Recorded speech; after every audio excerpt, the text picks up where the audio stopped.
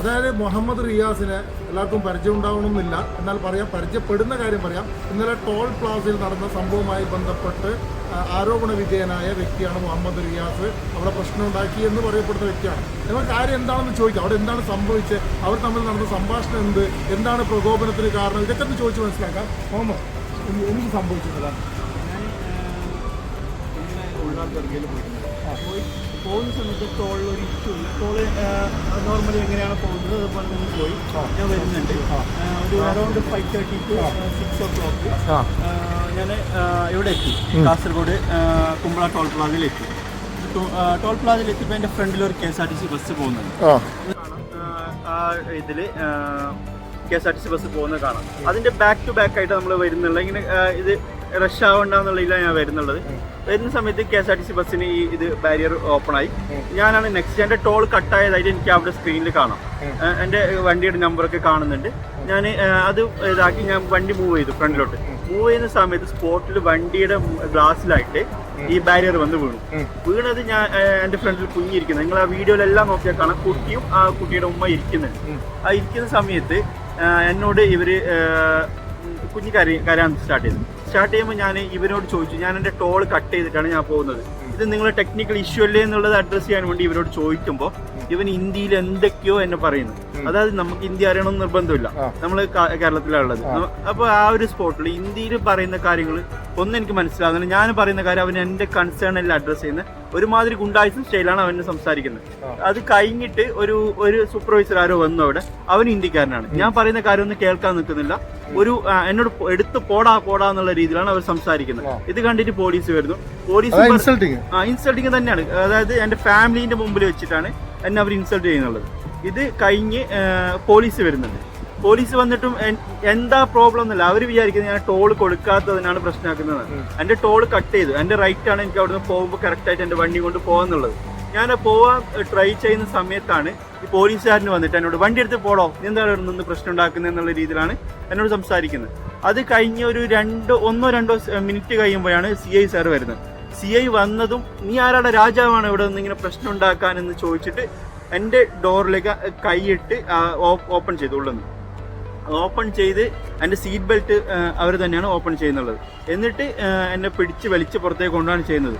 ആ സമയത്ത് അവിടെ ഒരു വനിതാ പോലീസോ ആരുമില്ല. എൻ്റെ അടുക്കാണ്, എൻ്റെ ഒപ്പമാണെങ്കിൽ ഫുള്ള് ലേഡീസാണ് ഉള്ളത്. എൻ്റെ കുഞ്ഞുമ്മയുടെ 2 മക്കളാണ് ഉള്ളത്. പിന്നെ ഒരു കുട്ടിയുണ്ട്, ഒരു 6 മാസം പ്രായമുള്ള കുട്ടിയും.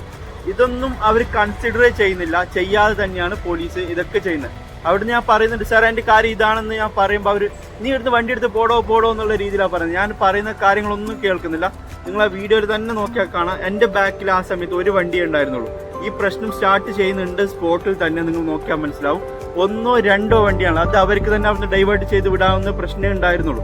അതൊന്നും കൺസിഡർ ചെയ്യാതെ തന്നെ അവർ ഇത് മനഃപൂർവ്വം അവരെ പ്രശ്നം ഉണ്ടാക്കണമെന്ന രീതിയിലാണ് പോലീസ് വന്നിട്ട് നിന്നിട്ടുണ്ടായിരുന്നത്. പോലീസിന് അതിലെന്തോ ഒരു ഇതുള്ള പോലെയാണ് പോലീസ് എന്നോട് പെരുമാറിയിട്ടുള്ളത്. അതായത് നിങ്ങൾക്ക് പറയാനുള്ള കാര്യങ്ങൾ അവർ കേൾക്കാൻ തയ്യാറാണ്. ഒന്നും കേൾക്കുന്നില്ല. എന്നോട് നീ വണ്ടി എടുത്ത് പോടോന്നാ പറയുന്നത്. ഭാഷ ശരിയല്ല. അതായത് ഇപ്പൊ എല്ലാവരും പറയുന്നത് നീ വണ്ടി എടുത്ത് അവിടെ നിന്ന് മാറ്റിയിരുന്നെങ്കിൽ ആ പ്രശ്നം സോൾവ് ആയിരുന്നതാണ്. അവിടെ ഉണ്ടായിരുന്ന ഒരു ഗുണ്ടാ സ്റ്റൈലാണ്. അവിടെ നിന്ന് ഞാൻ വണ്ടി എടുത്ത് മാറ്റി പോയിരുന്നതിൽ എന്റെ കൺസേൺ അഡ്രസ് ചെയ്യാൻ പോകുന്നില്ല. അത് കറക്റ്റാണ്. കാരണം എന്റെ വണ്ടിയിലേക്കാണ് ഇത് വന്ന് വീഴുന്നുള്ളത്. എന്റെ ഒപ്പമുള്ള കുഞ്ഞാണ് കരയുന്നുള്ളത്. എല്ലാ കാര്യങ്ങളും ഞാൻ പറയുന്നുണ്ട്. ഒന്നും കേൾക്കാൻ തയ്യാറുന്നില്ല. പിന്നെ പോയി പറഞ്ഞിട്ട് എന്താ കാര്യമുള്ളത്? അവിടെ ഒരു കാര്യം ഉണ്ടാകാൻ പോകുന്നില്ല. അതാണ് അവിടെ നടക്കാൻ പോകുന്നത്. ആറ്റിറ്റ്യൂഡ് നിങ്ങൾ നേരത്തെ എന്നോട് സംസാരിക്കുമ്പോൾ പറഞ്ഞു, അവരുടെ ആറ്റിറ്റ്യൂഡ് നിങ്ങളെന്തോ നമ്മളൊക്കെ ഒരു മോഷ്ടാക്കളെ പോലെ. അത് അങ്ങനെയാണ്, നമ്മൾ എന്തോ ഒരു ഗുണ്ടായിസം കാണിക്കുന്ന പോലെയാണ്.